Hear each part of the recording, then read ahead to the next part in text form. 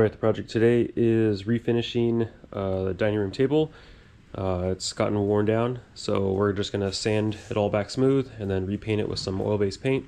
So this side is all finished being sanded. It's ready to be cleaned up and then painted. What we're seeing here is different layers of the paint finish. So all the way here is the bare plywood underneath, and then all the way here is almost that top surface of the original finish. And why we're sanding it kind of in this camouflage looking pattern, we know that the paint thickness is only like 3 or 4 thousandths of an inch thick.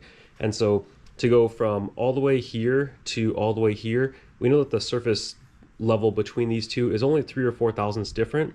Whereas if I sanded the whole thing down to the plywood, I wouldn't have any sort of gauge to determine whether I'm at the top surface of the plywood, halfway through that first 1/8 inch thick veneer, or all the way at the bottom until I hit that bottom. And so sanding in this manner gives a lot flatter of a surface, and it looks a little bit wild, but once you paint it, you don't notice the difference.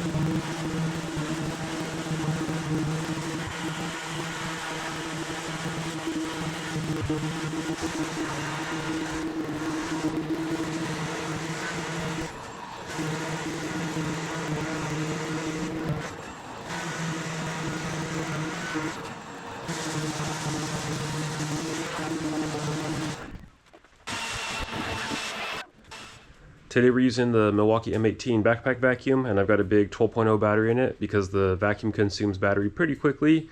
Running the Cordless palm sander with the circle DA attachment.